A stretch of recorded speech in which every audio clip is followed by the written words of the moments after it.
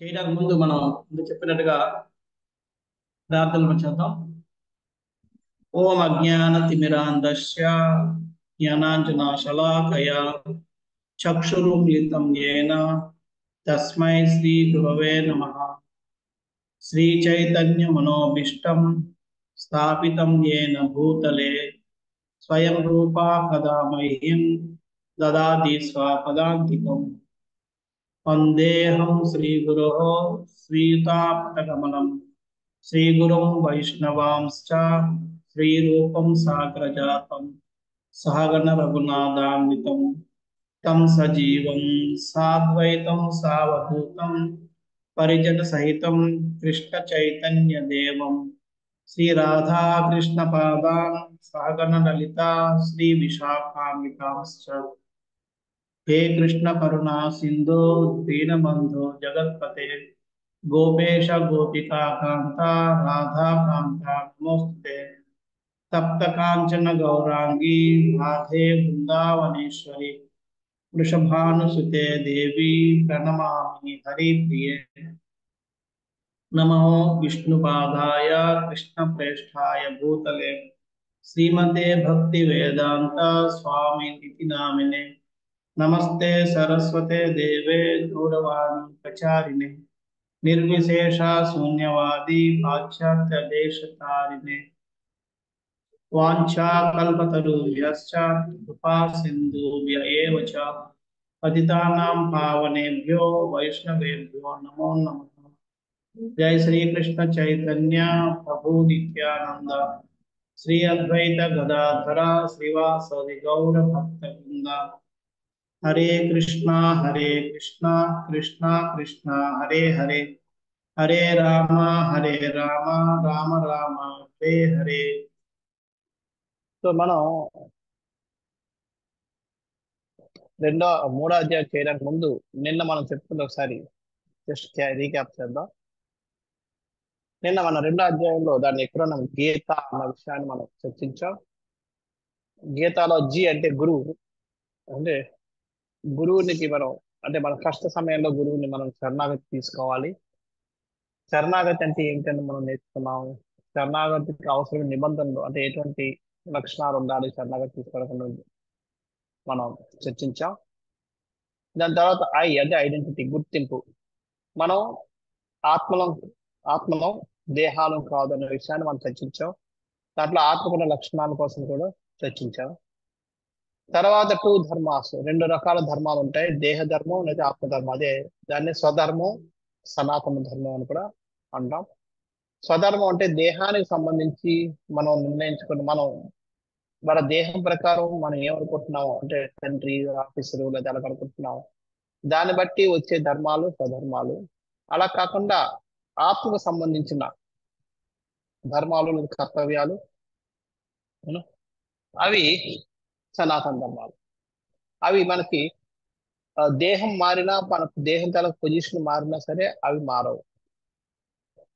అవి మనం చర్చించాం. తర్వాత ఆనందంగా ఎలా ఉండాలి. ఇంద్రియాన్ని నిగ్రహించడం ద్వారా మన ఆనందాన్ని పొందుతాం. ఇంద్రియ భోగాన్ని మనం భోగించడం ద్వారా కంటే ఇంద్రియాన్ని నిగ్రహించడం ద్వారానే మనం ఆనందాన్ని పొందుతాం అన్న విషయాన్ని, ఎవరైతే ఇంద్రియాన్ని నిగ్రహిస్తారో, కామాన్ని తీర్చకుండా నిగ్రహిస్తారో వాళ్ళు మాత్రమే ఆనందంగా ఉండగలరు, శాంతిని పొందగలరు. ఇంద్రియాల యొక్క కోరికలు తీర్చేవాళ్ళు శాంతిని పొందరని చెప్పి అది చెప్తూ ఈ అధ్యాయం మనం ముగించాం. దాంట్లో కూడా కొన్ని చర్చించాం. ఏ విధంగా క్రోధం అన్నది వస్తుంది, ఏమనే వస్తువుల మీద ఆకర్షణ అయ్యి దాని మీద ఆకర్షణ ఎక్కువ అయితే మమకారం పెరుగుతుంది, మమకారం వల్ల కోరిక పెరుగుతుంది, కోరిక వల్ల తీరితే కోరికలు ఇంకా పెరుగుతాయి, తీరకపోతే క్రోధం వస్తుంది. ఇవన్నీ మనం చర్చించాం. కానీ మనకి కొన్నిసార్లు మన ఇంద్రియాలని మనం బలవంతాన్ని నిగ్రహించుకున్న ఆ రుచి ఉండిపోద్ది, అంటే వాటి మీద ఇంకా ఆసక్తి ఉండిపోద్ది. ఆ ఆసక్తిని కూడా ఏ విధంగా మనం కుదురుకుంటాం, ఉన్నత రుచిలో మనం నిమగ్నమైనప్పుడు, ఉన్నత రుచిని మనం ఆస్వాదించినప్పుడు. దాని ఉదాహరణ చిన్నప్పుడు మనం మట్టి సున్నం తినేవాళ్ళం, ఇప్పుడు మనం తినడం లేదు. ఎందుకంటే మనకి అంతకన్నా ఉన్నతమైన రుచి పదార్థాలు మనం తింటున్నాం కాబట్టి ఆ మట్టిని తినడం మనం ఆపేసాం. సో ఏ విధంగా మనం ఇవన్నీ చర్చించుకున్నాం. ఉమ్. అయితే మరి నిన్న ఇది కూడా చర్చించాం ఏంటంటే సనాతన ధర్మం స్వధర్మం రెండు వచ్చినప్పుడు ఆ రెండింటిలో మనకి సనాతన ధర్మానికే ఎక్కువ ప్రయారిటీ ఇవ్వాలి అన్న విషయాన్ని మనం చర్చించాం కదా. అదే విషయం ఇక్కడ అక్కడతోటి భగవంతుడు గీతా బోధనని ఆపేయాలనుకున్నాడు యాక్చువల్గా నిజానికి. అక్కడతో గీతా బోధన అయిపోయింది. కానీ అర్జునుడు మళ్ళీ ప్రశ్నలు అడగడం మొదలుపెట్టాడు. ఆ అర్జునుడు ప్రశ్నలు అడగడం వల్ల అర్జునుడు అడుగుతున్న ప్రశ్నలకు సమాధానంగా మిగతా భగవద్గీత అనేది కొనసాగడం మొదలైంది. ఈ మన యొక్క ఈ మూడో అధ్యాయం ఏదైతే మన కర్మయోగం అని చెప్పి ఆ, ఇప్పుడు చర్చించబోతున్నామో దీంట్లో 43 శ్లోకాలు ఉన్నాయి. ఈ 43 శ్లోకాల యొక్క acronym short cut tree. Tree దీంట్లో టీ అంటే త్యాగ, త్యాగం. నిజమైన త్యాగం ఏమిటి అన్నది అర్జునుడు ప్రశ్నిస్తాడు. దానికి సమాధానం చెప్తాడు 1 నుంచి 9 వరకు. తర్వాత రెగ్యులేటెడ్ యాక్టివిటీస్, నియంత్రిత కార్యకలాపాలు.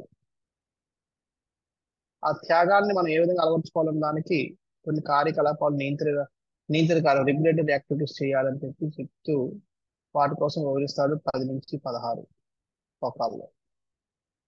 తర్వాత ఈ అంటే ఎగ్జాంపులరీ, ఏ విధంగా మనం ఆదర్శప్రాయంగా ఉండగలం అన్నదాన్ని 15 నుంచి 35 వరకు మనకి శ్లోకాలకు వివరించాడు. తర్వాత మన అన్ని తెలిసినప్పటికి కూడా మనం ఎందుకు ఉండలేకపోతున్నాం ఆ విధంగా, దట్ ఈస్ ఎనిమి. ఎవరు ఆ శత్రువు, మనల్ని ఉండకుండా చేస్తున్న శత్రువు ఎవరు, దానికోసం చర్చిస్తాడు 36 నుంచి 43 వరకు. ఈ విధంగా ట్రీ అన్న దాంతో మనం ఇది చేస్తున్నాం. సో ఇక్కడ భగవంతుడు 2వ అధ్యాయం చెప్పి నువ్వు యుద్ధం చెయ్యు అర్జున అని చెప్పిన తర్వాత అక్కడ అర్జునుడు ఒక ప్రశ్న అడుగుతాడు. నేను దాని యొక్క తాత్పర్యం నేను డైరెక్ట్ చదువుతున్నాను.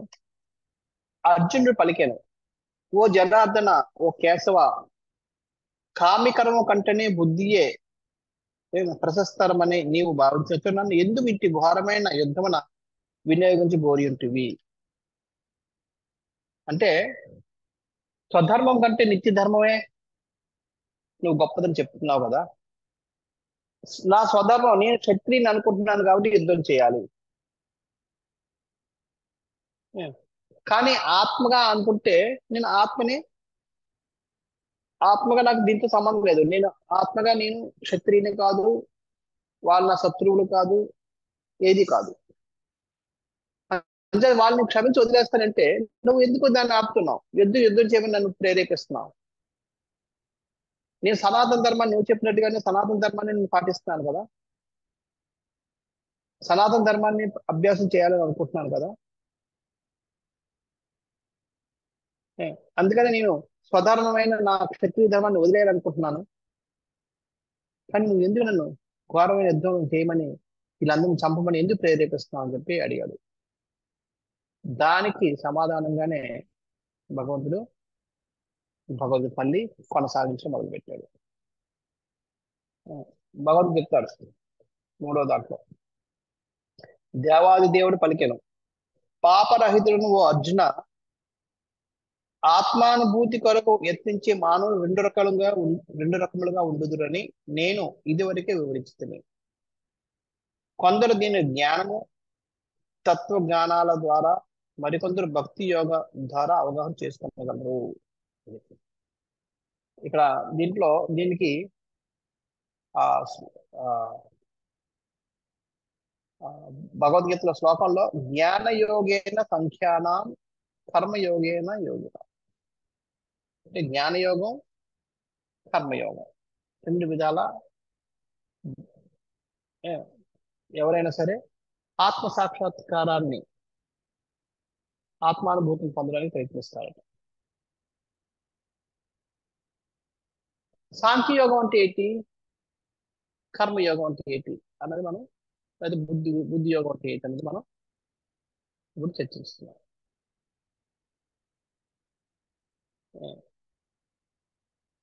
సాంఖ్యయోగం అంటే, సాంఖ్యము అని అంటేనే విశ్లేషణ అని అర్థం. జ్ఞాన యోగేన సాంఖ్యాయ, సాంఖ్యాన్ని అంటే విశ్లేషించడం. ఏ విధంగా విశ్లేషించేది, జ్ఞాన యోగం ద్వారా, అంటే జ్ఞానం ద్వారా విశ్లేషించేది. జ్ఞానం ద్వారా విశ్లేషించి ఏది తప్పు ఏది ఒప్పు చేసుకొని తప్పులన్నింటినీ మనం వదులుతూ ఉండాలి. ఆ విధంగా మనం భగవంతుడికి దగ్గర అవుతూ ఉంటాం, ఆత్మ సాక్షాత్కారానికి దగ్గర అవుతూ ఉంటాం. అది సాంఖ్యయోగం. అంటే సాంఖ్యయోగం అంటే జ్ఞానంతో కూడుకున్న వైరాగ్యం. వైరాగ్యం అంటే జ్ఞానం ఉంది కాబట్టి, జ్ఞానం ద్వారా మనకు తెలుసు ఇవి చేయకూడదు, ఇవి చేయకూడదు పనులు, ఇవి చేయాల్సిన పనులు తెలుసుకున్నాం కాబట్టి ఆ పనులు ఏవైతే చేయకూడదో వాటిని మనం తిరస్కరిస్తూ, వదులుకుంటూ, విడిచిపెడుతూ, త్యాగం చేస్తూ రావడం. అది సాంఖ్యయోగం అంటే. ఆ విధంగా తప్పులు చేయకుండా మనం ఆత్మ సాక్షాత్కారం కోసం దగ్గర అయ్యే అవకాశం ఉంటుంది. రెండోది కర్మయోగం అంటే అదే జ్ఞానంతో చేయాల్సిన పనులు చేస్తూ ఉండడం, అంటే జ్ఞానంతో కూడిన కర్మ, అది కర్మయోగం. సో ఈ విధంగా రెండు రకాలుగా వీలగా మనకి చేయాల్సిన పనులు చేస్తూ ఉండడం వల్ల మనం ఆ విధంగా కూడా భగవంతుడి దగ్గర అవుతుంటాం, ఆత్మ సాక్షాత్కారం, ఆత్మానుభూతికి దగ్గర అవుతూ ఉంటాం. సో ఈ విధంగా రెండు రకాల తత్వవేత్తలు ఉన్నారు. సాంఖ్యయోగం ద్వారా ఆత్మానుభూతిని పొందేవారు, కర్మయోగం ద్వారా పొందేవారు.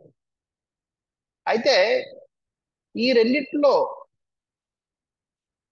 ఒకటి గొప్పది.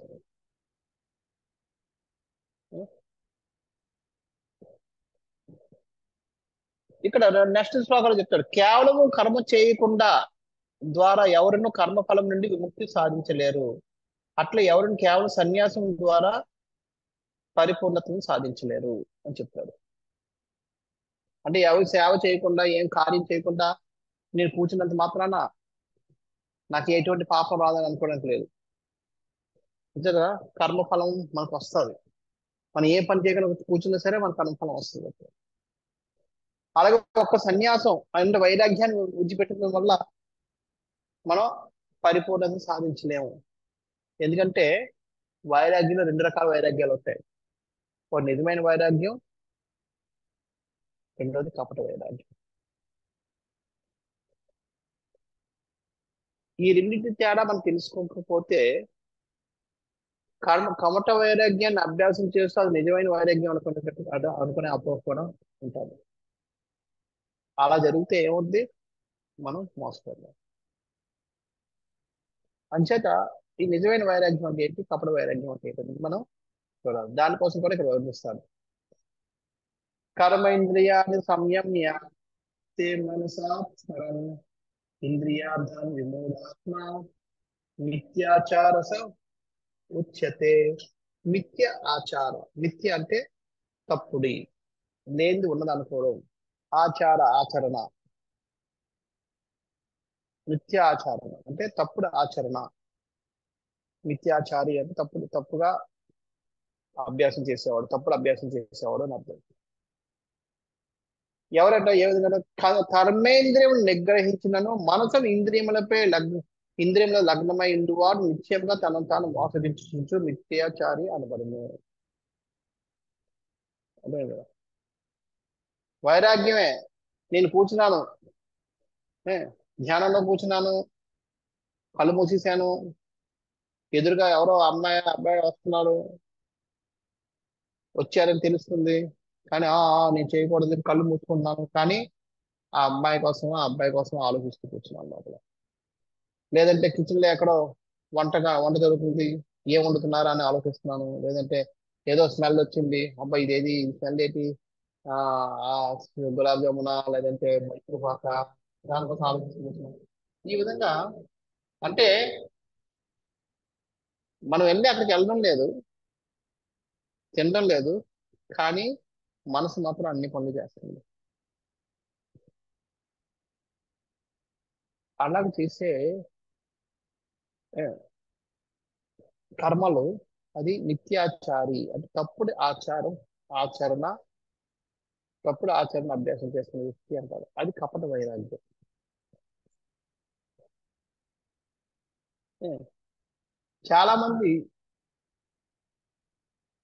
వారి యొక్క పరిపక్వత లేకుండా సన్యాసం తీసుకుంటే కొంతకాలానికి వాళ్ళందరూ పతనం అయిపోతుంటారు.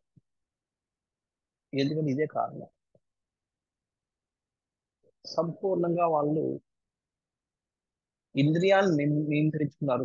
దాంట్లో ఎటువంటి డౌట్ లేదు. అందుకనే వాళ్ళు కాస్త గొప్ప స్థాయిలోకి వెళ్ళగలిగారు. కానీ వాళ్ళు మనసుని నియంత్రించుకోలేకపోతున్నారు. ఆ మిథ్యాచారులు ఆ కపట వైరాగ్యం ఎక్కువ రోజులు కొనసాగించలేదు. ఏదో రోజు అది బయటపడిపోతుంది. అంతే. మరి నిజమైన వైరాగ్యం అంటే ఏంటి, అది కూడా చెప్పాడు.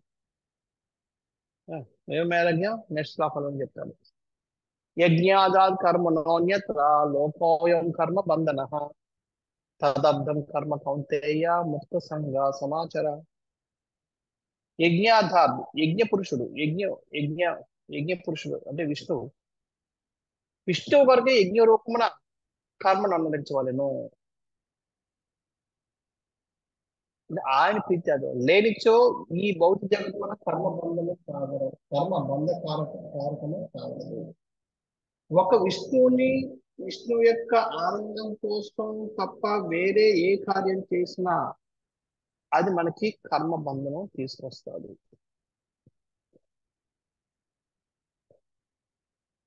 కావున ఓ కుంతి పుత్ర, నీ విద్యుక్త ధర్మములను అతని ప్రీత్యార్థమే కావుతుము. ఆ విధంగా నీవు బంధం నుండి సదా విముక్తుడివై ఉండగలవు. ఎప్పుడైతే మనం చేసే కార్యాలన్నీ ఆయన ప్రీత్యార్థం ఎప్పుడైతే చేస్తామో అప్పుడు ఆ కార్యాలు మనకి బంధ బ- కర్మ బంధుల్ని చేయవు. కం- కర్మ ముక్తుల్ని చేస్తుంది. కర్మని ముక్తులు చేస్తుంది. అంటే మన జీవితంలో చేసే ప్రతి కర్మ కూడా మనం ఆలోచించుకోవాలి. అప్పుడు ఏమవుతుంది, మనకంటే ఏం చేయలేదు. వైరాగ్యం అంటే ఏంటి, నాకంటే ఏం ఉండకూడదు అన్నదే వైరాగ్యం. ఇప్పుడు కూడా నాకంటే ఏం చేయట్లేదు, అన్ని భగవంతుడి కోసం. విష్ణువుకి ఏది నచ్చుతుంది అది, భగవంతుడి కృష్ణుడు ఏది నచ్చుతుంది అది, ఆయన కోసం, ఆయన చెప్పింది, ఆయన నచ్చింది, ఆయన ఆనందం కోసం మనం చేస్తున్నాం. నా ఆనందం కోసం కానీ నేను ఆలోచించడం లేదు. నాకు అది కష్టమా నష్టమా అని ఆలోచించడం లేదు. ఆ విధంగా మన వైరాగ్యం ఆ కార్యంలో మన వైరాగ్యం, ఆ కార్యం మీద మనకి ఎటువంటి ఆసక్తి లేదు. ఎటువంటి ఆసక్తి లేకపోవడాన్నే వైరాగ్యం అంటారు.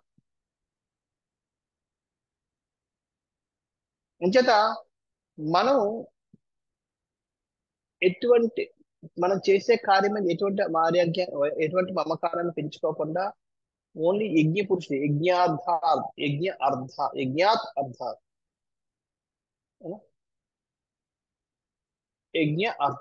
అర్థాత్ అంటే అర్థం అంటే ఆయన కోసం అని ఏనా? చెప్తారు. ఆ మా విష్ణు ప్రీత్యార్థే నైతే అని చెప్తాడు. లేదా వివాహార్థే, గృహ వ్యవసాయార్థే మన మంత్రాలు చదివేటప్పుడు సంకల్పం చేసేటప్పుడు ఎందుకు చేస్తున్నాం అని చెప్తారు. ఏనా? అది అర్థే అంటే వాళ్ళ కోసం, దాని గురించి అని చెప్పి. యజ్ఞ అర్థాత్ అంటే యజ్ఞ పురుషుడు కోసం కర్మలో కర్మలు చేయాలి.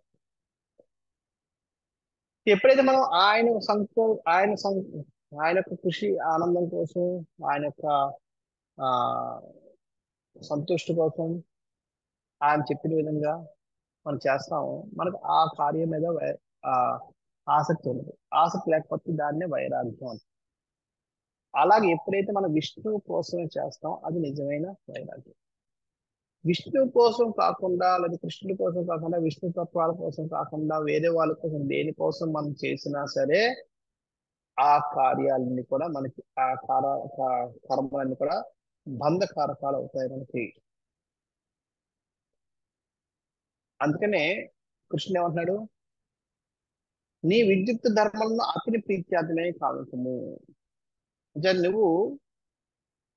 నీకు విద్యుత్ ధర్మం ఏదైతే ఉంది, ఇప్పుడు విద్యుత్ ధర్మం ఏది, ఇప్పుడు క్షత్రియుడిగా నువ్వు యుద్ధం చేయడం. నువ్వు చెప్తుంది కరెక్టే, సనాతన ధర్మం నేను పాటిస్తాను, కానీ దానికంటే ఉన్నతమైనది ఏంటి, విష్ణువు యొక్క విద్యార్థం చేయాలి. విష్ణు రూపమైన నేను నీకు చెప్తున్నాను, అంటే నా ప్రీత్యార్థం నుంచి ఆ విధంగా నువ్వు సదా ముక్తులే ఉంటాయి, కర్మబంధం నుంచి నువ్వు సదా ముక్తులవే ఉండగలవు. ఎవరైతే నిజమైన వైరాగ్యంలో పనిచేస్తారో వాళ్ళు కర్మ నుంచి ముక్తులే ఉంటారు. ఈ రెండింటికి, నిజమైన వైరాగ్యానికి కపట వైరాగ్యానికి మనం ఒక ఉదాహరణ ద్వారా మనం తెలుసుకోవచ్చు. ఇప్పుడు ఒక మిలిటరీ జవాన్ సైనికుడు ఉంటాడు, ఆయనకి చెప్తారు ఓకే శత్రు సైన్యాన్ని వెళ్ళి యుద్ధం చేయని చెప్పి, ఆయన 100 మందిని చంపొస్తే వెనక్కి చంపి విజయంగా మళ్ళీ వెనక్కి అనుకోండి, ఆయన పరం వీర చక్ర అని చెప్పి ఏదో ఒక వీర చక్ర మెడల్ ఇచ్చి ఆయన సత్కరిస్తారు.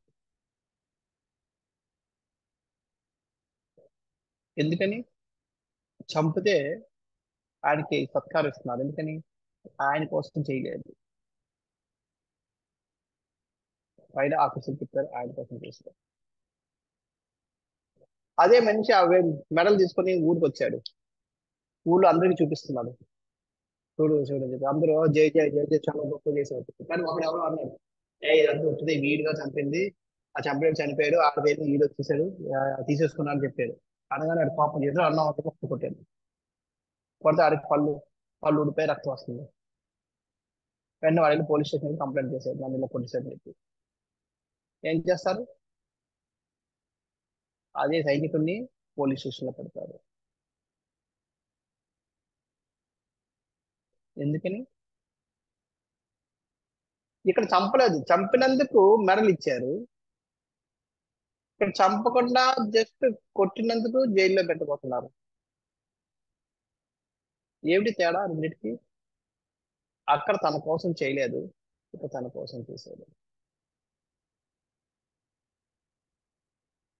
అంటే ఎప్పుడైతే మనం భగవంతుడి కోసం కాకుండా మన కోసం ఎప్పుడైతే ఏదో కర్మ చేస్తామో ఆ ప్రతి కర్మ మన జీవితంలో మనకి కర్మ బంధాన్ని ఏర్పరుస్తుంది.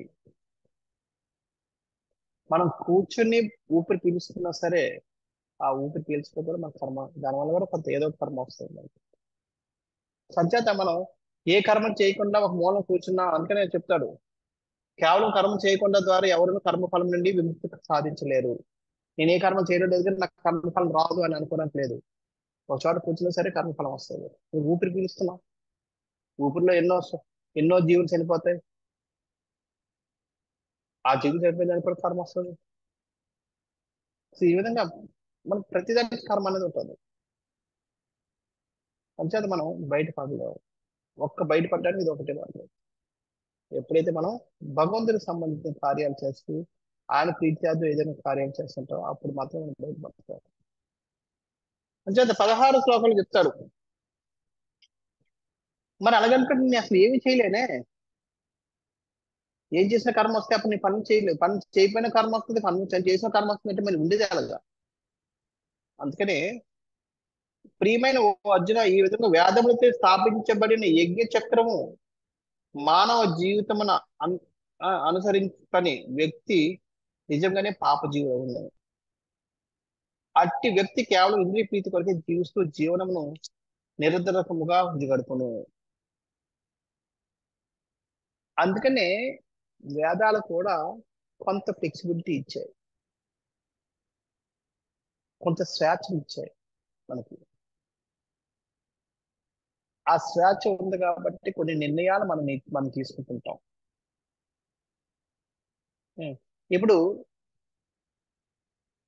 ఒక రోడ్డు మీద ఒక ఆ, ఆ, ఆహారం పడి ఉందనుకోండి, మేకలు ఏం చేస్తుంది? ఏం తినేస్తుంది, వెనక ముందు ఆలోచిస్తుంది. ఆ, మనిషి వెళ్తే ఆలోచిస్తుంది, ఎవరిది పడిపోయిందా లేదా, ఏమిటి మంచి చెడు. మేకకి సంబంధం లేదు, ఎందుకు దానికి ఆ స్వేచ్ఛ ఇవ్వలేదు, ఆలోచించి స్వేచ్ఛ దానికి ఇవ్వలేదు. మనిషికి ఆ స్వేచ్ఛ ఇచ్చారు. అందుకనే కర్మ అన్నది మనిషికే వర్తిస్తారు తప్ప జంతువులకు వర్తించదు, ఎందుకు జంతువులకు ఆ స్వేచ్ఛ లేదు. అయితే మన స్వేచ్ఛ ఎంత అన్నది మనం తెలుసుకోకుండా వ్యవహరిస్తే మనం దెబ్బలు తింటాం. ఇప్పుడు చూడండి, ఒక చెట్టుకి ఒక మేకని ఇలాగే కట్టేశారు, ఒక తాడుతో కట్టారు. ఆ మేకకి ఎంతవరకు స్వేచ్ఛ ఉంది? ఆ తాడు ఎంతవరకు అయితే ఉందో అంతవరకు స్వేచ్ఛ. ఆ తాడు వరకు అందే పరిసరాల్లో ఎంత అది ఏం చేసుకున్నా, గడ్డి తింటుందో, కుమ్ముతుందో, లేదంటే లెట్రిన్ వెళ్తుందో, లేదా ఏం చేసినా సరే ఎవరు ఏమనరు.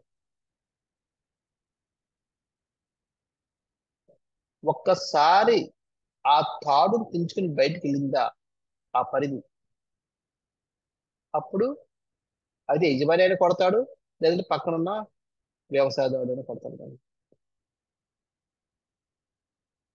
శిక్ష పడతాడు. అదే విధంగా మనకు కూడా ఉం? వేదాలు స్థాపించబడిన యజ్ఞ చక్రం, వేదాలు కూడా కొంత మనకి ఫ్లెక్సిబిలిటీ, మన స్వేచ్ఛని ఇచ్చారు. ఆ స్వేచ్ఛ ఏంటో తెలుసుకుని ఆ స్వేచ్ఛలో మనం మన కార్యాలన్నీ చేసుకున్నంత సేపు మనకి ఎటువంటి కర్మబంధన రాదు. ఒక్కసారి ఆ వేద జ్ఞానాన్ని, వేద చక్రాన్ని, యజ్ఞ చక్రాన్ని మనం ఛేదించి బయటకు వెళ్ళి మన స్వేచ్ఛను ఉపయోగిస్తే, అది ఇప్పుడు మేక తన యొక్క స్వేచ్ఛని ఛేదించి తాడుని తెంపుకొని తన స్వేచ్ఛగా తిరగడం మొదలు పెడితే, వెనక్కి వచ్చిన వెనక్కి వచ్చి ఒకవేళ అది ఎవరైనా వేరే వేరే చోట్లకి వెళ్తే వాళ్ళు కట్టేయడమో, వాళ్ళు పట్టుకు చేస్తారు, లేకపోతే అది లేకుండా తిరిగి వస్తే ఇంట్లో యజమాని కొడతాడు, ఎటు వెళ్ళిపోయిందని. సో అదే విధంగా ఒక్కసారి మన ఆ స్వేచ్ఛని మనం వదులుకొని, మన స్వేచ్ఛ ఎంత ఉందో తెలుసుకోకుండా, మన పరిధిని తెలుసుకోకుండా బయటికి వెళ్ళిపోతే మనం కూడా దెబ్బలు కాస్తాం, మనం కూడా కర్మఫలంగా పొందుతాం. అంటే అది మనం అర్థం చేసుకోవాలి. అందుకనే మనం కొన్ని నియమ నిబంధనలు పాటించాలి. అందుకే నెక్స్ట్ది రెగ్యులేటెడ్ యాక్టివిటీ, నియంత్రిత కార్యకలాపాలు చేయాలి, ఇష్టానుసారం చేయడానికి లేదు.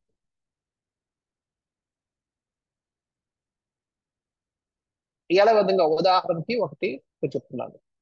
యజ్ఞశిష్టాశినశ్చంతో ముచ్యంతే శర్మ విషయ భుంజితే తే త్వగం పాప ఏ పచంచాత్మ కారణాత్. యజ్ఞమున అర్పింపబడిన ఆహారం స్వీకరించడం వలన భగవద్భక్తులు సర్వ విధములైన పాపం నుండి ముక్తులగుదురు.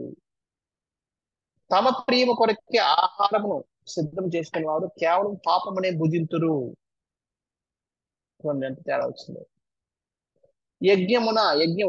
యజ్ఞశిష్ట సునస్సంతే, ఇది ఇక్కడ చెప్పాడు. ఎందుకంటే యజ్ఞాధాత్ కర్మణో మిత్ర అది చెప్పాడు. యజ్ఞం ఇక రెండింటిలో యజ్ఞ అంటే, యజ్ఞ అంటే యజ్ఞ పురుషుడు విష్ణువు కోసం, విష్ణువుకి అర్పించిన ఆహారం స్వీకరించడం వల్ల భగవద్భక్తులు ఏమవుతున్నారు? సర్వ విధములైన క్లేశాల నుంచి దూరం అవుతున్నారు.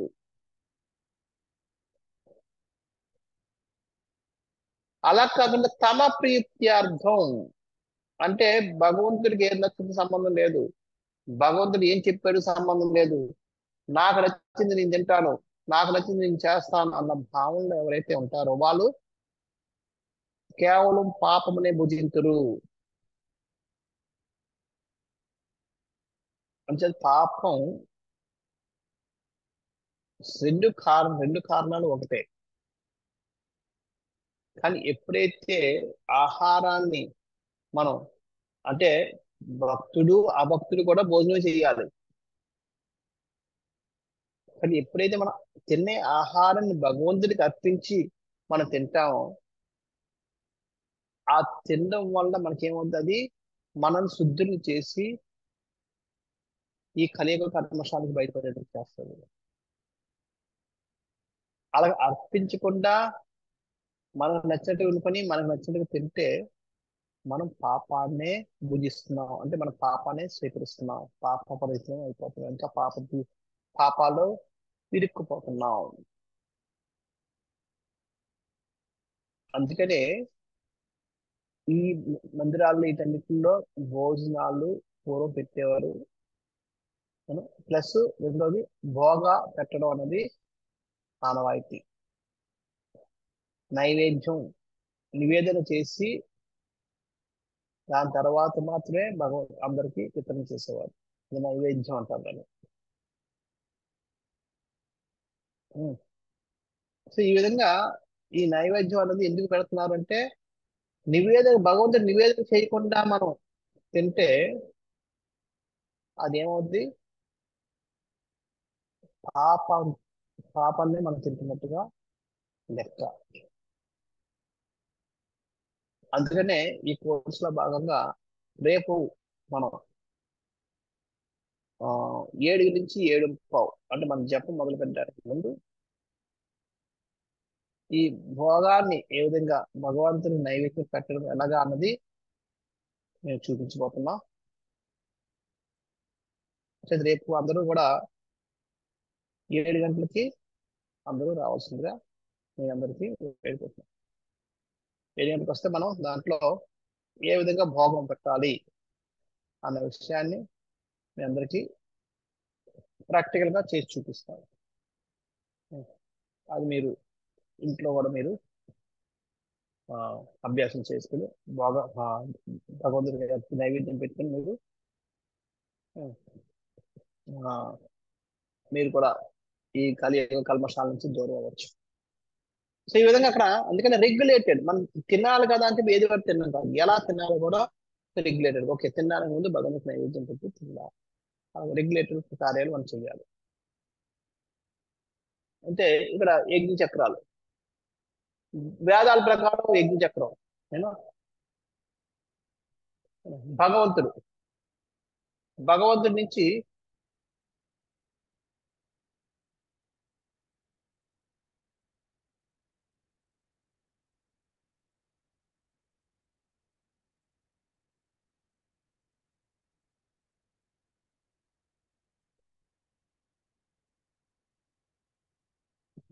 వచ్చినవి భగవంతుడి యొక్క ఆదేశాలే వేదాల రూపంలో శాస్త్రాల రూపంలో మనకి వస్తాయి.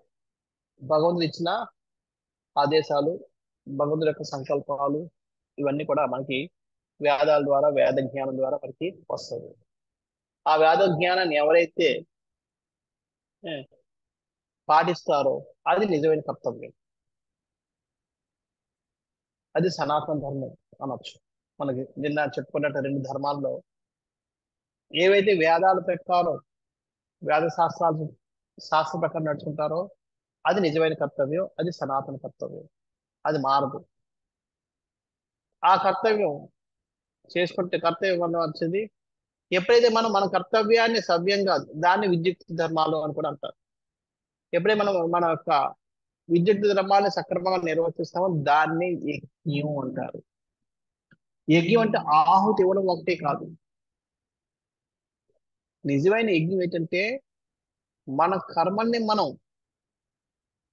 పక్కా శాస్త్రానుసారం నిర్వర్తించడమే నిజమైన యజ్ఞం.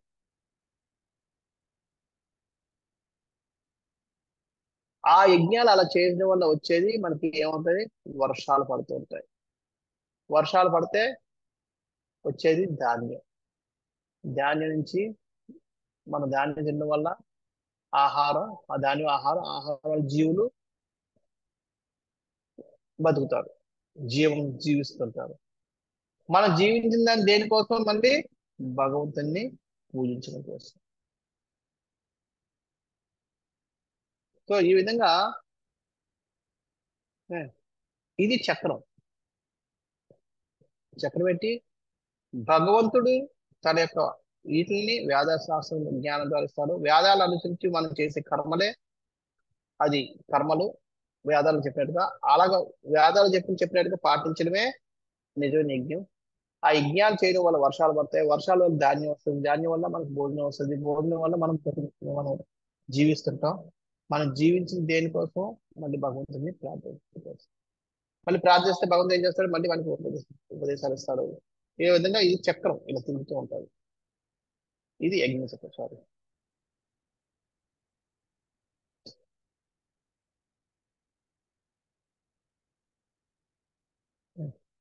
అంచేత ఇక్కడ ఈ యోగ చక్రం, యోగా నిచ్చెన అనేది ఒకటి ఉంది. ఎలాగంటే అన్నిటికంటే అన్నిటికంటే అధమమైన స్టెప్ ఏంటి? పాప పాపకమైన కర్మలు. అంటే పాపమా పుణ్యం అని ఆలోచించకుండా నాకు ఏదైనా సరే చేశాడు, నాకు కావాల్సింది చేశాడు అనుకోడు. అది అన్నిటికన్నా పాప కర్మలు చేస్తాడు. అది అన్నిటికన్నా అధమమైన కర్మలు. దానికంటే కొద్దిగా పెద్ద పెద్ద స్టెప్ ఏంటి? పాపము లేదు అంటే ఎవరికి బాధ కలిగించాలనుకో, అది కానీ భగవంతుడు చెప్పేది లేదని కూడా మన సంబంధం లేదు, భక్తి కూడా లేదు. ఎవరికి ఇబ్బంది కలిగించలేదు, నా పని నేను చేస్తున్నాను. చాలా మంది నా దగ్గరికి వచ్చి చెప్తుంటారు, కొంతమంది అంటే గొప్పగా, స్వామీజీ నేను తాగుతాను కానీ ఎవరికి ఇబ్బంది పెట్టండి, తాగి వచ్చి పడుకుంటాను. అరే తాగుడే తప్పు, దాంతో నువ్వు ఇబ్బంది పెడుతున్నావు తర్వాత విషయం. సో అటువంటి రెండోది ఫస్ట్ అది పాపాత్మం. అంటే తాగుతాడు, ఇంట్లో వచ్చి పడుతుంటాడు, గొడవ పడుతుంటాడు, ఇదంటే అది అందరికంటే అధమమైన పని. దానికన్నా గొప్పది, కొద్దిగా మంచిది, పాపం ఉండదు, అలాగే చెప్పి భగవంతుడు చెప్పే లేదని గుర్తుంది. ఇంకొంచెం ముందు పైకి వెళ్తే కర్మకాండ, ఆచారబద్ధ ఆచారాలు. అంటే మా ఆచారం ప్రకారం చేస్తుంటాం, దాంట్లో పాపం కూడా ఉండదు. అంటే నేను ఫలానా చేయదు, ఇప్పుడు ఈ వ్రతం చేయడం వల్ల ఇది ఆచారం మాకు అంటే ఈ పూజలు చేస్తే ఇది వస్తుంది, అది మనం పద్ధతులు ఉంటాయి. ఆ పూజ ఎందుకు చేస్తాం? ఫలానా పొందడం కోసం. అది అది ఈ పూజ చేస్తే ఇది వస్తుంది అంటే ఆ పూజ చేస్తాం, ఈ వ్రతం చేస్తే ఇది దొరుకుతుంది, ఈ వ్రతం చేస్తుంది. ఇలా చేసేది కర్మకాండ. అంటే ఏదో ఒక కర్మ చేస్తున్నాం, చేసి దాని నుంచి ప్రతిఫలాన్ని ఆశిస్తూ చేస్తున్నాం కాబట్టి దాన్ని కర్మకాండ అంటారు. కర్మయోగం అంటే ఏంటంటే ఇంకా దానికన్నా ఉత్తమమైనది కర్మయోగం. కర్మయోగం అంటే యోగం అంటే మనం ముందు నిన్న కూడా చెప్పాం, యోగం అంటే అర్థం ఏంటి? భగవంతుడితో సంబంధాన్ని కలిగి ఉండడం. ఎప్పుడైతే మనం చేసే కర్మలు భగవంతుడితో సంబంధం కలిగి ఉంటాయో దాన్ని కర్మయోగం. అందుకే ఇంతకుముందు మనం చెప్పేది కూడా యజ్ఞం, విష్ణువు యొక్క ప్రీత్యార్థం చేసిన కర్మలు చేయాలని చెప్తున్నారు. ఇంకా కర్మయోగం అంటే అర్థం ఏంటంటే ఎప్పుడైతే మన భగవంతుడితో సంబంధం ఉంది, భగవంతుడైన విష్ణువు లేదా కృష్ణుడితో సంబంధం ఉండే కర్మలు చేస్తుంటామో దాన్ని కర్మయోగం అంటారు. సో ఈ విధంగా వివిధ స్థాయిల్లో ఈ యోగా నిచ్చినది ఉంది. అయితే ఏ విధంగా మనం ఆదర్శప్రాయంగా ఉంటాం? యద్యద్ ఆచరిత శ్రేష్టాం తత్తత్ దేవోత్తరో జనః సయత్ ప్రమాణం కురుతే లోకస్తదను వర్తతే. మహనీయులైన వ్యక్తి ఎట్టి కార్యములను చేయనో వాణిని సామాన్యులను అనుసరించరు. తన ఆదర్శప్రాయ కర్మం ద్వారా దేనిని అతడు ప్రమాణంగా నిర్ణయించినో దాన్ని లోకమంతులు అనుసరించను. మహనీయులైన వ్యక్తులు ఏ కార్యాలు చేస్తారో జామాన ప్రజలందరూ దాన్నే అనుసరిస్తూ ఉంటారు. అంచేత మహనీయుడు అంటే లీడర్ అన్న వ్యక్తికి చాలా పెద్ద బాధ్యత ఉంటుంది. ఎప్పుడైతే లీడర్ బాధ్యత రహితంగా ఉంటారో సమాజం మొత్తం నాశనం అయిపోతుంది.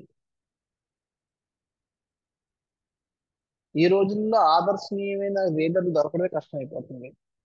అంచేత సమాజం అంతా అల్లకల్లోలంగా అతలాకుతలంగా ఉంటుంది.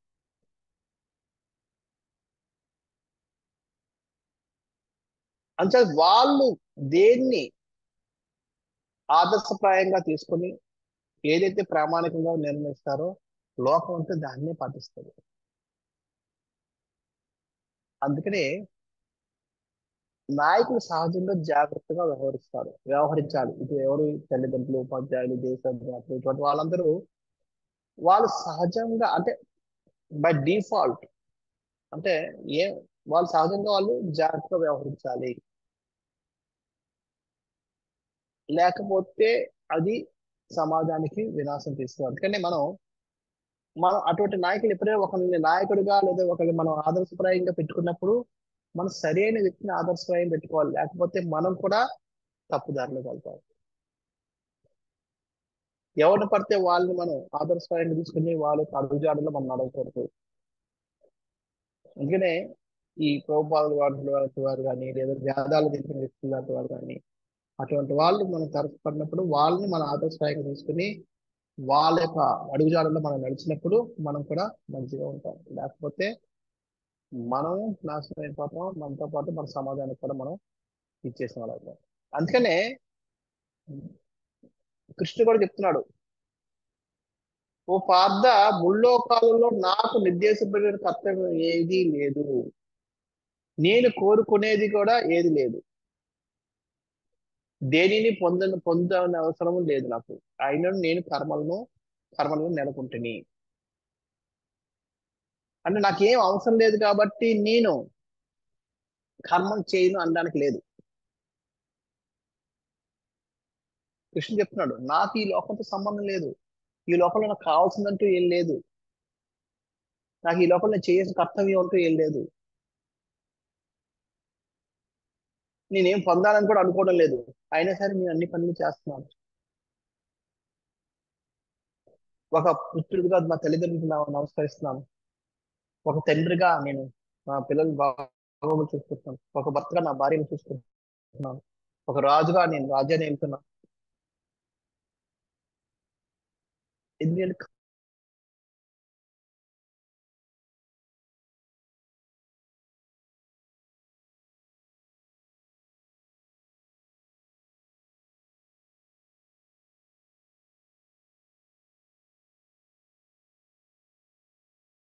చేయకపోతే అందరూ నా దారిని బట్టి వాళ్ళు కూడా కర్తవ్యాలు చేయరు.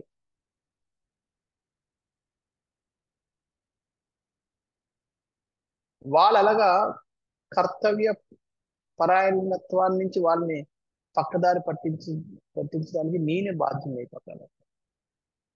చాలా మంది నన్ను ఆదర్శప్రాయంగా తీసుకుని కృష్ణ చేయలేదు కాబట్టి మేము చెయ్యం అన్న ధోరణిలోకి వెళ్ళిపోతారు. అంచేత నాకు కర్తవ్యం ఏంటో ఇది లేకపోయినా సరే నేను కర్మలు చేస్తున్నాను, ఎందుకంటే మిగతా వాళ్ళకు నేర్పడం కోసం.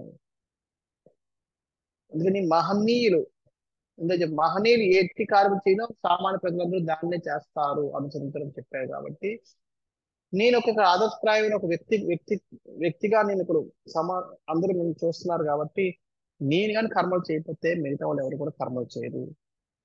అందుకని నేను నాకంటూ ఏమి లేకపోయినా సరే చేయాలి. అందుకని మనం ఒక లీడర్ తనకు అవసరం లేకపోయినా ఆయన కొన్ని కార్యాలు చేయాల్సి వస్తుంది. అయితే మన అన్ని కార్యాలు మనం చేయగలవా? కొన్ని చేయలేకపోతుంటావే, కొన్ని మనం చేయాలనుకున్నా చేయదాం. ప్రకృతే క్రియమానాని గుణే కర్మాని సర్వసహ అహంకార విమూఢాత్మ కర్తాహం ఇది మన్యతే. అహంకార ప్రభావముచే విమోహితుడయ్యే జీవాత్మ నిజమునకు ప్రకృతి గుణములచే నిర్వహించబడు కర్మలకు తానే కర్తగా భావించిన. అంచేత ఇప్పుడు మనము కార్యాలు ఎలా చేయాలి? మన కోసం కాదు, నా క్రింద ఉన్న వాళ్ళకి ఆదర్శప్రాయంగా ఉండడం కోసం చేయాలి. అదే మనం చేస్తున్నప్పుడు కొన్ని తప్పులు అవుతుంటాయి, దానికి మనం ఒప్పు అయినా ఘన సాధించిన అది మనం మన యొక్క గొప్పతనంగా మనం భావించకూడదు, మన మన యొక్క ఆ నేర్పరితనంగా భావించకూడదు, మనం కరెక్ట్గా ఊహించకూడదు. ఎందుకంటే మనం ఫెయిల్ అయినా అది మనలో ఉన్న గుణాల కారణంగా, మన యొక్క గుణాల కారణంగా మన యొక్క తెలివితేటలు పరిమితం ఇంతవరకే ఉంటుంది. మనం ఎంత ప్రయత్నించినా సరే మనకు ఆ తెలివితేటలు లేవు కాబట్టి మనం చేయలేము. కొంతమంది మ్యాథ్స్ అంటే ఎక్కదు, మనం ఎంత ప్రయత్నించారో మనకి ఎక్కదు. ఎందుకంటే వాళ్ళకి అది ఫిక్స్ అయిపోయింది, అది దేహంతో పాటు ఆ గుణాలు ఉన్నాయి కానీ గుణానికి అంతే పనిచేస్తాయి. కొంతమంది ఫటాఫట్ షార్ట్ అనుదానం చేస్తుంటారు, వాళ్ళలో అటువంటి గుణాలు ఉన్నాయి, వాళ్ళు స్లోగా చెప్పరా కాబట్టి వాళ్ళకు కష్టం, కూర్చోలేరు. అంచేత గుణాల ప్రభావం చేత మన ఒక వ్యక్తులు ఒక రకంగా వ్యవహరించడం మొదలు పెడతారు, ఒక రకమైన విధంగా పనిచేయడం మొదలు పెడతారు. ఈ గుణాలు నడిపిస్తున్నాయి, మనం కాదు కర్తలు. అంటే అది ఎవరైతే విమోహుడు విమోహంలో విమోహితుడు అయిపోతాడో, ఆయన అహంకార ప్రభావంతో విమోహం అవుతాడో, అది పూరితుడు అయిపోతాడో, ఆయన మాత్రమే నేనే చేశాను అనుకుంటాడు. కానీ అక్కడ నిజానికి మనం కాదు, మళ్ళా మన గుణాల వల్ల మనకు అక్కడ ఫస్ట్ వచ్చింది, అది మనం మర్చిపోకూడదు. అంచేత అది మనం అది మర్చిపోయి ఆ గుణాలు ఇచ్చింది ఎవరు? భగవంతుడు ఇచ్చాడు. అంచేత భగవంతుడు ఇచ్చాడు కాబట్టి భగవంతుడిని మనం you know, గుర్తించకుండా మందే అనుకుంటే మనకి మనం తప్పు చేసిన వాళ్ళం. అందుకనే కృష్ణుడు అంటున్నాడు, మయి సర్వాణి కర్మాణి సన్యస్యాధ్యాత్మ చేతస నిరాశీ నిర్మమో భూత్వా యుధ్యస్వ విరుద్ధ జ్వర. కావున అర్జున, నన్ను గూర్చిన సంపూర్ణ జ్ఞానం కలవాడవై ఫలాపేక్ష మరియు మమత్వములను విడిచి కర్మలన్నింటినీ నాకు అర్పించి మాంద్యమును వీడి యుద్ధం చేయము. అంచేత నువ్వు ఆ గుణాలు, నీలో ఉన్న గుణాలు ఎవరిలో ఎంత గుణం, ఎంత తమో గుణం ఉండాలి, ఎంత రజోగుణం ఉండాలి, ఎంత సత్వ గుణం ఉండాలని నిర్ణయించేది నేను కాబట్టి నువ్వు దాంట్లో సక్సెస్ అయినా ఫెయిల్యూర్ అయినా నువ్వు బాధ్యుడు కాదు. అది నువ్వు గుర్తించగలిగినప్పుడు ఏం చేయాలి?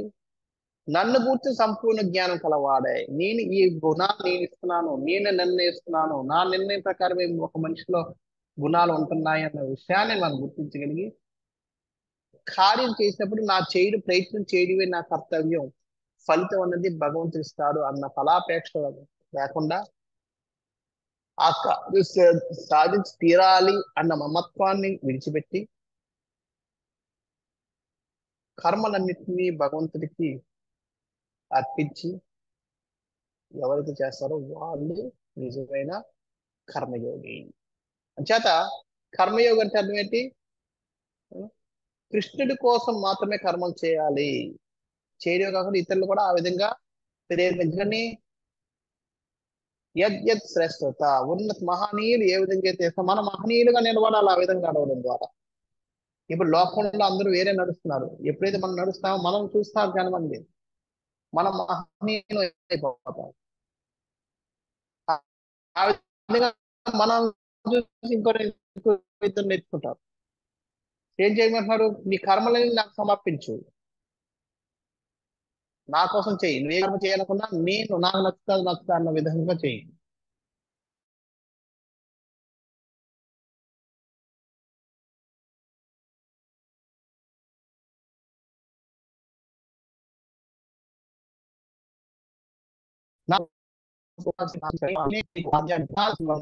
నీ నా గుణాలు లేకపోతే నీకు ఆ సామర్థ్యం రాదు. కాబట్టి నువ్వు అది తెలుసుకుందా, నా స్థాయి ఎదురు తెలిసి ఆ జ్ఞానంతో లాభాపేక్ష లేకుండా, ఇందులో నాకు ఇది చేస్తే ఏమిటో అపేక్ష లేకుండా నీ కర్తవ్యంగా నువ్వు చేయిస్తూ యజమాన్యత్వాన్ని ఆశించకుండా, నేను దీనికి యజమానిని అన్న భావం లేకుండా కర్తవ్య పాలనగా చేయిస్తున్న వాడు నిజమైన కర్మయోగి.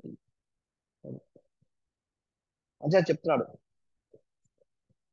శ్రేయాన్ స్వధర్మో విగుణ పరధర్మ స్వనుష్ఠితాత్ స్వధర్మే నిధనం శ్రేయ పరధర్మో భయావహ. పరధర్మం చక్కగా నిర్వహించుట కన్నను గుణరహితమైనను స్వధర్మమును అనుసరించుట ఉత్తమము. చేత మనం పరుల యొక్క ధర్మాన్ని చక్కగా నిర్వహించడం కంటే మన దాంట్లో గుణరహితం, అంటే మన దాంట్లో ఆ సామర్థ్యం లేకపోవడం, తప్పులు అవుతుంది, అంత మంచిగా చేయలేను అన్న భావన ఉన్నప్పటికీ కూడా స్వధర్మాన్ని అనుసరించడమే ఉత్తమము. పరధర్మ పాలనము హానికరమైనది కావున దానిని పాటించుట కన్నను స్వధర్మ పాలనందు నాశనం పొందుట అయినను ఉత్తమైనదే. స్వధర్మాన్ని పాటించడంలో లోపాలు వచ్చి మనం పతనం అందం, అంటే మనలో మన యొక్క గుర్తింపు పోవడం, అందరూ మనకు ఛేదించుకుంటూ అటువంటి ఏమి జరిగినా సరే, నాశనం అయిపోయినా సరే ప్రాబ్లం లేదు. కానీ పరధర్మాన్ని మనం మంచిగా చేసినా అది తప్పు, అది హానికరం. మనకి ఈ ఉదాహరణ తెలిసింది నేను చెప్పిన ఫీల్ని బట్టి. కుక్క గాడిద, చాకల వారి కుక్క గాడిద రెండు ఉంటాయి. కుక్క కోపం వస్తుంది చాకల వారి మీద, కోపం అలుగుతుంది. ఆ రోజు రాత్రే ఆ ఇంట్లో దొంగలు పడతారు. పడితే గాడిద అంటది, ఏ కుక్క అరు అరు, దొంగలు పడ్డారు. నేను పన్ను, నాకు ఈరోజు తిట్టాడు, నేను అరవను అంటారు.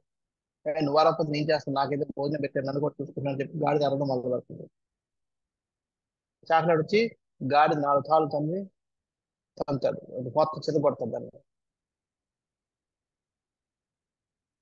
ఎందుకని? అది గాడి చేయాల్సిన పని కాదు. మన నిద్రంతా పాడు చేసిన చెప్పి వచ్చి తంటాడు. అంచేత ఎవరు చేయాల్సిన పని వాళ్ళు చేయాలి.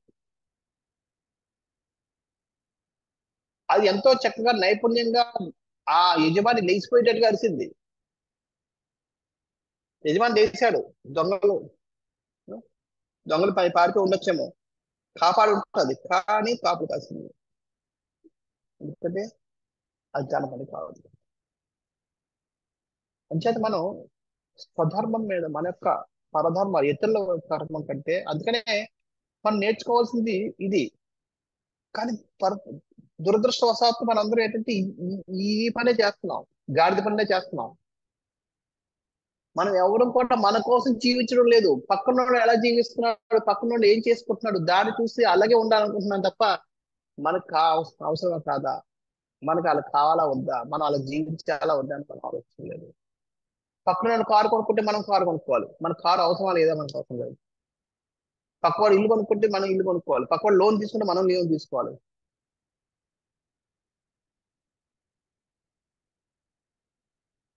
పక్కవాడు మన పిల్లల్ని అమెరికా పంపిస్తే మనం కూడా మన పిల్లల్ని అమెరికా పంపించాలి. వాళ్ళకి ఎవరికి వెళ్ళే స్థాయిలో ఉన్నారా లేదా, ఏదైతే బాగుపడతారో చెడిపోతారా అని కూడా. అంత సమాజం కోసం, పరుల కోసమే బతుకుతున్నాం. అది హానికరం. దాని బదులు మన ధర్మాన్ని మనం నడిపిస్తూ, మన వంచిన చుట్టూ దాంట్లో చితికిపోయినా పర్వాలేదు, అది శ్రేష్టం.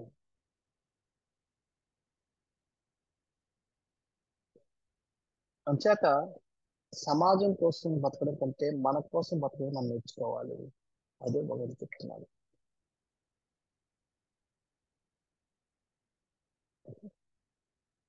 అయితే మనకి ఇంత తెలిసినా సరే మనం ఎందుకు పాటించలేకపోతున్నాం? ఏమిటది? ఇదే ప్రశ్న భగవాన్ అర్జునుడు అడుగుతాడు 36 శ్లోకంలో. అవునా? 36 శ్లోకం మనం చూసుకుంటే అర్జునుడు అడుగుతాడు, అర్జునుడు పలికెను, ఓ వృష్ణి వంశ సంజాతుడా, అనిష్టముగానైనను బలవంతముగా నియుక్తమగునట్లు మానవుడు దేనిచే పాపకర్మలో ప్రేరేపబడుతుండెను. తెలుసు తెలుసు కూడా ఇష్టం లేకపోయినా సరే బలవంతంగా ఎవరో చేస్తున్నట్టు మనం ఎందుకు చేసేస్తుంటాం తప్పులు. మనం చాలా తప్పులు చేస్తాం, తెలిసి తప్పులు చేస్తుంటాం.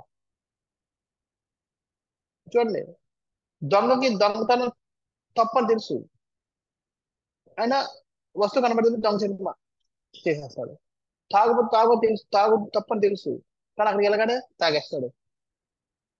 మనం కూడా జీవితంలో ఎన్నో కొన్ని తప్పులు చేస్తుంటాం. లేకపోతే డాక్టర్ చెప్తుంటాడు, మీకు స్వీట్ తినొద్దండి మీరు అని, తినేస్తాం.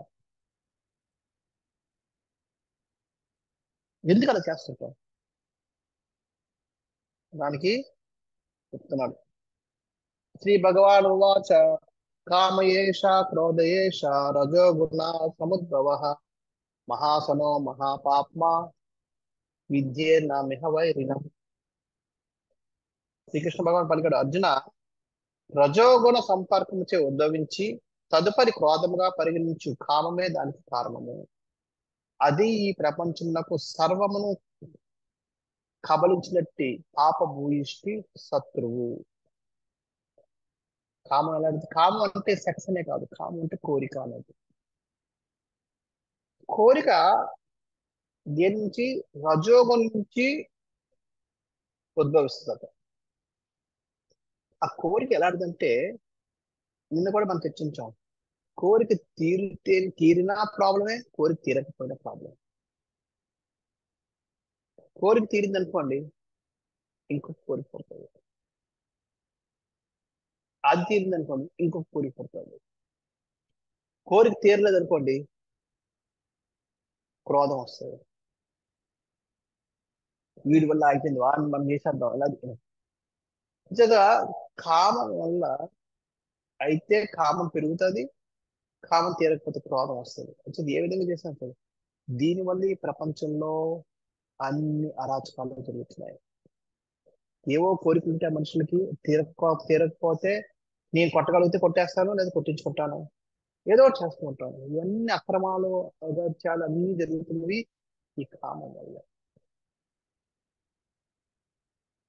అందుకనే భగవంతుడు ఏమన్నాడు, ఈ ప్రపంచం మొత్తాన్ని కబలించేస్తుందట ఈ ఒక్క కామం, అతి పెద్ద శత్రువు. అంటే ఇది కామాన్ని మనం డీల్ చేయాలి.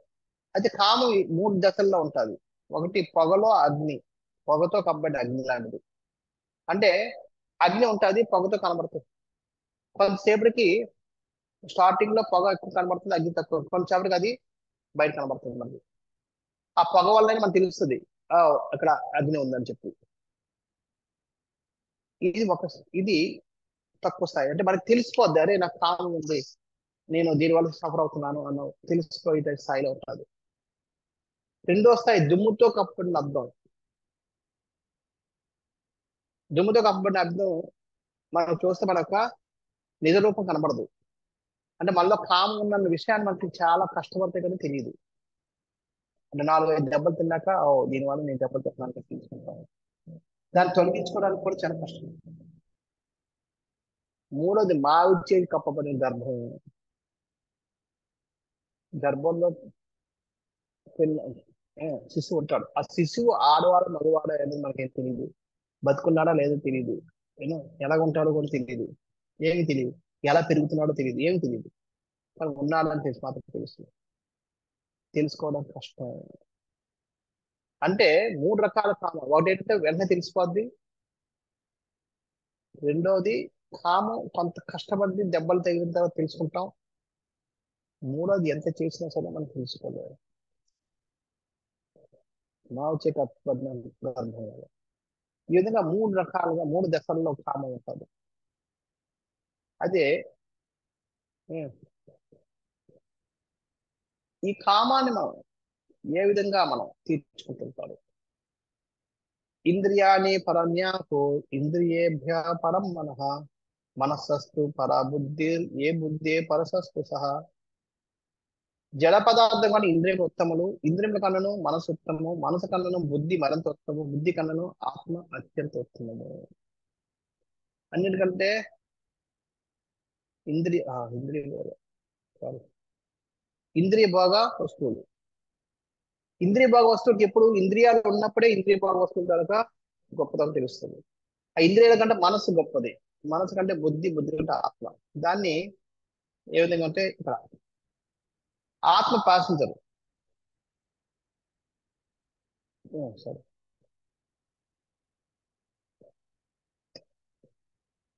ప్యాసింజర్. ఈ ఆత్మ రథం మీద కూర్చున్నాడు, శరీరం అనే రథంలో ఉన్నాడు.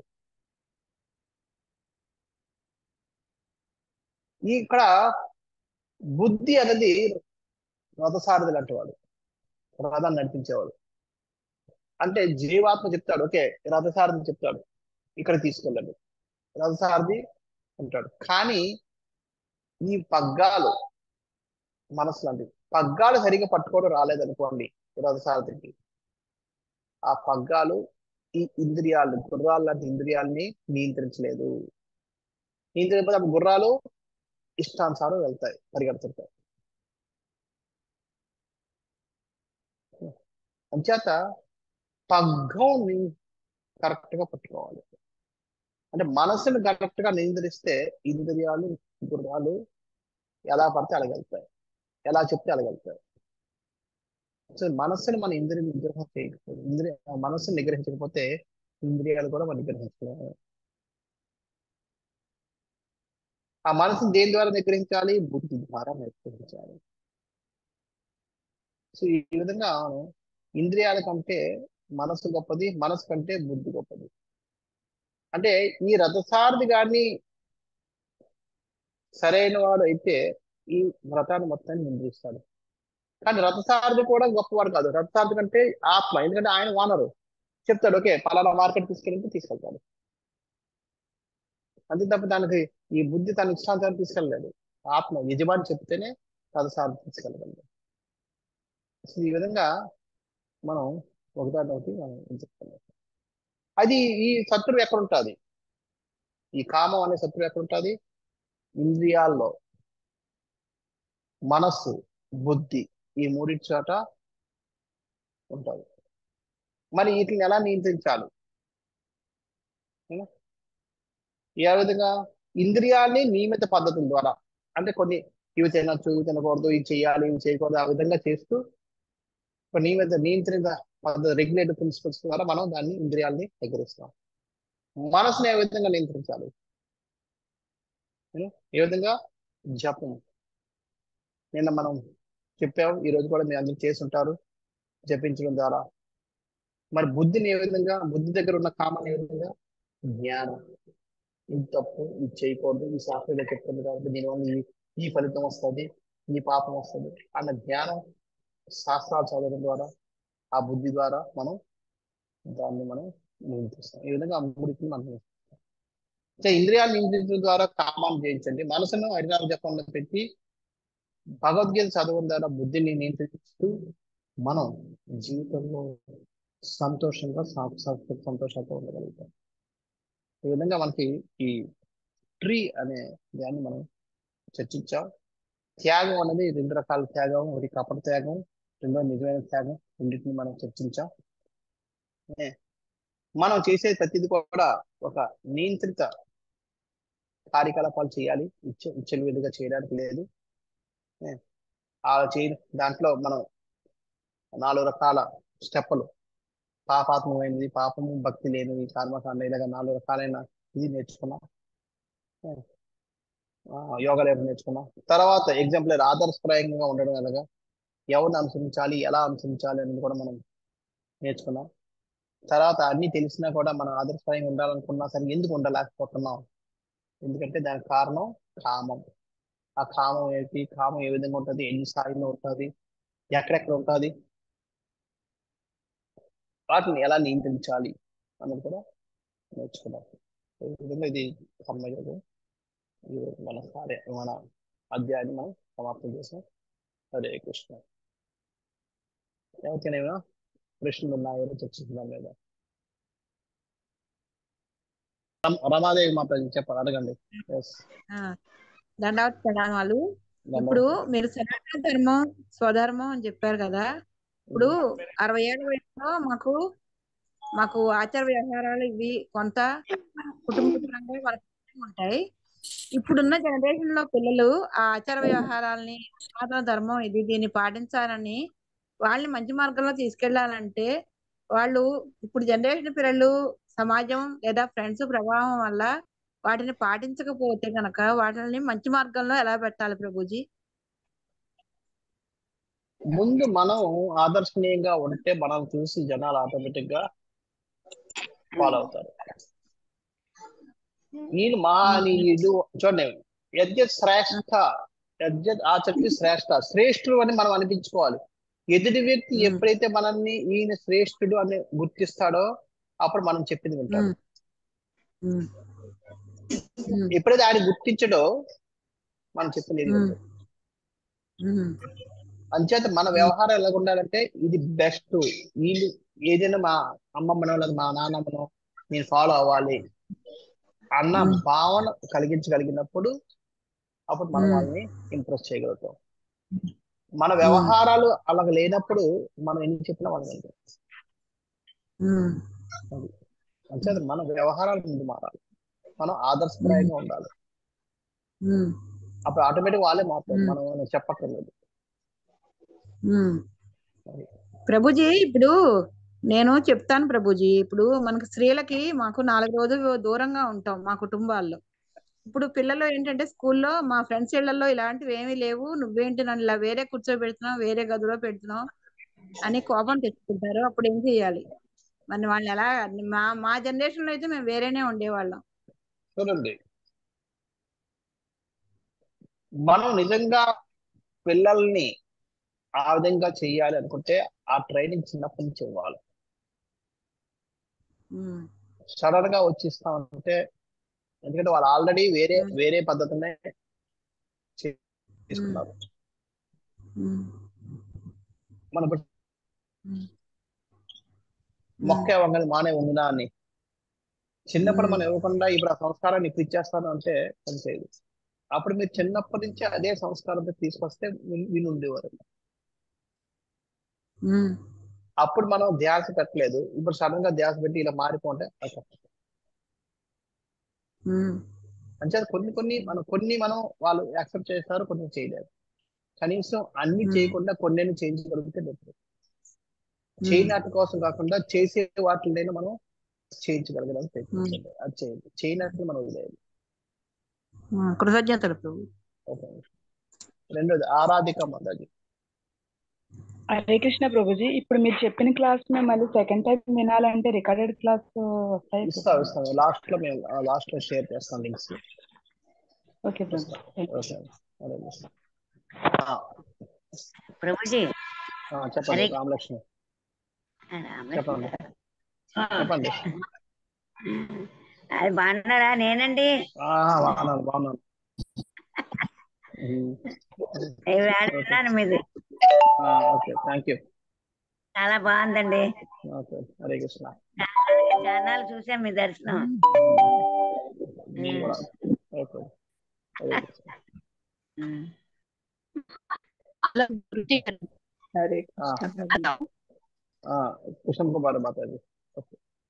ఇంద్రియాలు ఆత్మ జ్ఞానం వల్ల నియంత్రిస్తాం ప్రభుజీ. జపించటంతో మనస్సుని జపించినటువంటి ఇంద్రియాలని ఆత్మజ్ఞానంతో కాదు, రెగ్యులేటెడ్ యాక్టివిటీస్, నియంత్రిత కార్యాల ద్వారా. అంటే ఏంటి ప్రభుజీ నియంత్రిత కార్యకలాపాలు అంటే? నియంత్రిత కార్యాలంటే చూడండి, ఇప్పుడు మనకి అక్కడ సినిమా ఉంది, సినిమా చూడకూడదు, లేదంటే ఏదో తినకూడదు ఉంటాయి, తినకూడదు. ఈ విధంగా డిసిప్లిన్ పెట్టడం, డిసిప్లిన్. ఓకే. క్రమశిక్షణలో పెట్టడం ద్వారా. ఇప్పుడు అక్కడ ఏదో వస్తువు ఉంది, దొంగతనం చేయాలనిపిస్తుంది, చెయ్యి. అలాగే ఆ విధంగా ఇంద్రియాన్ని నిర్దేశిస్తాం. మనసుని జపం ద్వారా, బుద్ధిని జ్ఞానం శాస్త్రాల ద్వారా, శాస్త్రాలు చదవడం ద్వారా తెలిసి ఈ తప్పు చేస్తే ఈ పాపం వస్తుంది, ఈ విధంగా దానికి శిక్ష పడుతుంది, ఇవన్నీ తెలుసుకోవడం. ఆ జ్ఞానం ద్వారా బుద్ధిని, ఈ విధంగా మనం ఈ మూడింటి ద్వారా మన కామాన్ని మనం ఈ పాప ఇవి చేయాలా వద్దా అని తెలుసుకోవడం అంటే ఏ శాస్త్రం? మేము శాస్త్రాలు ఏం చదవలే కదా ప్రభుజీ, మరి ఎట్లా తెలుస్తుంది మాకు? అందుకని మీకు చదవక్కర్లేదు, ఎందుకని చెప్తుంది కదా, మీరు భగవద్గీతను అర్థం చేసుకుంటే చాలు. ఇప్పుడు అన్ని విష్ణు ప్రీత్యార్థమే చేయాలంటున్నారు. ఇప్పుడు మనం పొద్దున్న లేచి పూజ చేస్తున్నాము, మంగళారతి ఇస్తున్నాము, ఇంకొకటి ఏంటంటే ఇది అర్చన చేయిస్తున్నాము. ఇవన్నీ భగవంతు ప్రీత్యార్థమే కదా ప్రభుజీ? భగవద్ ప్రీత్యార్థం అయి ఉంటాయి, కానీ చేసే విధానం కూడా ఉంటుంది. అంటే ఎట్లా? అది ఎట్లా? ఇప్పుడు చూడండి, నాకు వంకాయ కూర అంటే ఇష్టం అనుకోండి, అది మీకు తెలిసింది, మీరు చేస్తున్నారు. కానీ వంకాయ కూర అంటే ఇష్టం అంటే మాత్రాన మీరు నన్ను ఆనంద పెట్టలేదు, ఎందుకంటే దాంట్లో కారం ఎక్కువ ఇస్తారు చూడండి. అప్పుడు నేను జాగ్రత్తగా చేస్తాం కదా, జాగ్రత్త చేసుంటారు, అలా కాదు, జాగ్రత్త చేసుంటారు, కానీ నేను ఎంత కాలం తింటానో మీకు తెలియదు. అప్పుడు ఏమవుతుంది, చేసింది నా కోసం వంకాయ కూర నాకు ఇష్టమే చేశారు, కానీ నేను తినలేను, అలా కూడా అయిపోద్ది. అంటే మీ గురించి ఏవేవి ఇష్టము అని తెలుసుకోవాలా? అంటే సంపూర్ణ జ్ఞానం ఉండాలి. భగవంతుడికి ఇది ఇష్టం అని చెప్పి ఇష్టం అని కాదు, అంటే ఏ విధంగా ఇష్టం, ఏ విధంగా చేస్తే ఇష్టం, ఏ విధంగా అయితే మెచ్చుకుంటాడు, అలా అవి కూడా నాకు తెలుసు. అంటే ఎట్లా తెలుస్తుంది ప్రభుజీ? ఎట్లా తెలుస్తుంది? అవన్నీ మనం చెప్పాం కదా, మీరు అవన్నీ వస్తాయి. ఒక గురువుని ఆశ్రయించడం ద్వారా, అందుకని గురు పరంపరలో ఉన్న ప్రామాణిక గురువుని ఆశ్రయించడం ద్వారా మనం తెలుసుకోవచ్చు. ఎందుకంటే నేను చెప్తాను నేను అనుకోండి, నేను చెప్తాను, నేను ఎవరిని చెప్తాను, నా గురువు నుంచి ఉన్నాను కదా, ఆ గురువు ఎవరి నుంచి ఉన్నాడు, వాళ్ళ గురువు నుంచి ఉన్నాడు, వాళ్ళ గురువు నుంచి, అలాగా అవన్నీ భగవంతుడి వరకు వెళ్తాయి. అంటే భగవంతునితో చైన్ రావాలి, అప్పుడు అది అదే తత్వం ఉంటుంది. అలా కాకుండా మధ్యలో ఎవడో దానికి నచ్చింది చెప్పాడు అనుకోండి, ఫినిష్ అంతా తప్ప. అది రైట్ తప్ప మనకు తెలియదు. ఏంటి ప్రభుజీ అర్థం కాలే? గురు పరంపర లేకుండా తన ఇష్టానుసారం చెప్పిన వాడి దగ్గర వెళ్ళినప్పుడు మనం ఏమవుతుంది, అది రైట్ తప్ప తెలియదు, మోసపోయే అవకాశాలు ఉంటాయి. గురు పరంపర అంటారు. గురు పరంపర అంటే నేను నా గురించి ఉన్నాను, నా గురువు ఆయన గురించి, ఆయన గురువు ఆయన గురించి ఉన్నాడు, ఆయన గురించి. అప్పుడు లాస్ట్ ఉన్నాడు భగవంతుడు గురించి ఉంటాడు, భగవంతుడు గురించి ఉంటాడు. అంటే భగవంతుడు ఏం చెప్పాడో అదే నాకు ఇక్కడ వరకు వచ్చింది. అప్పుడు తప్పు ఉండదు. ఆ గురు పరంపర గురువు గారు మన ఇష్టానుసారి గురువు మనం చేసాం, అప్పుడు ఏమవుద్ది, తప్పే అవకాశాలు ఉంటాయి, తప్పుదారి మనకి జాగ్రత్త. అంటే సరైన గురువు, ప్రామాణిక గురువుని ఆశ్రయించడం ద్వారా మనకి తెలుసుకోవచ్చు. ఇప్పుడు జపం కూడా అంటారు గురుజీ, జపం చేస్తుంటే కరెక్ట్ చేయాలి. అపరాధాలు అంటే ఎట్లా తెలుస్తుంది అపరాధాలు అని అంటుంటారు. ఇప్పుడు హరే కృష్ణ, ఇప్పుడు మీరు ఇక్కడ చెప్పినట్టే చేస్తున్నాము, అది అపరాధం కిందికి వస్తుందా?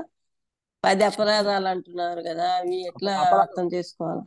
అపరాధాలు అనేవి దాని మీద మనం చెప్తాం, తర్వాత చెప్పుకున్నాం. అది మీకు చాలా ఎక్కువ, మీకు ఆల్రెడీ టచ్ ఉంది కానీ మీరు చెప్తున్నారు, కొత్త వాళ్ళ కోసం మనం చూద్దాం. మళ్ళీ మనం చర్చ చేద్దాం, లెవెల్ 2 లో చర్చిద్దాం. ఓకే ఓకే దండవత్ ప్రణామం. ధన్యవాదాలు. కళ్యాణి మాతాజీ. హరే కృష్ణ ప్రభు. దండవత్ ప్రణామం.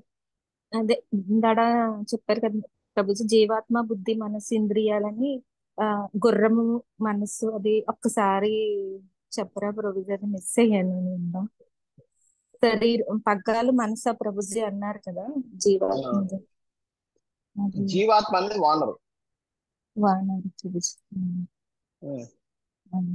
కనబడుతుంది. కనబడుతుంది ప్రభుజీ. జీవాత్మ వానరు. ఈ మొత్తం రథానికి అంతటికి ఆయనే వానరు కదా, ఆయన కంటే ఉత్తమ ఇద్దరు ఎవరు కూడా లేరు. వానరు. ఈ బుద్ధి ఏమో రథసారథి, ఈ మనసు అంటే ఈ పగ్గాలు, ఈ గుర్రాలేమో ఇంద్రియాలు.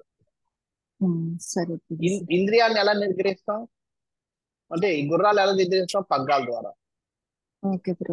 అంటే ఇంద్రియాన్ని మన మనసు ద్వారా నిగ్రహిస్తాం. మన పగ్గాలు కరెక్ట్ గా మనం పట్టుకుంటే ఇంద్రియాలు పగ్గాలు కరెక్ట్ పట్టుకుంటే గుర్రాలు పక్కగా ఎలా చెప్తే అలా పెడతాయి. అలాగే మనసు గట్టిగా పట్టుకుంటే మనం ఇంద్రియాలు కూడా మనం నియంత్రించవచ్చు. కానీ ఆ పగ్గాలు ఎవరు పట్టుకుంటారు? రథసారథి అంటే బుద్ధి. అంటే బుద్ధి ద్వారా మనసు నియంత్రించాలి, మనసు ద్వారా ఇంద్రియాలు. అయితే ఆ బుద్ధిని ఎవరు నియంత్రిస్తారు? యజమాని. ఒరే నువ్వు ఆ మార్కెట్ తీసుకెళ్ళంటే తీసుకెళ్ళు, ఇప్పుడు వద్దు అంటే ఇప్పుడు వద్దు, ఇప్పుడు తీసుకెళ్ళంటే తీసుకెళ్ళు, కదుపు అంటే కదుపు, లేదు ఆపు అంటే ఆపు. అంచేత ఇంద్రియాల కంటే మనసు గొప్పది, మనసు కంటే బుద్ధి గొప్పది, బుద్ధి కంటే అది ఆత్మ గొప్పది. హరే కృష్ణ. హరే కృష్ణ. హరే కృష్ణ ప్రభు. హరే కృష్ణ. ప్రభుపాదికి హరే కృష్ణ ప్రభు.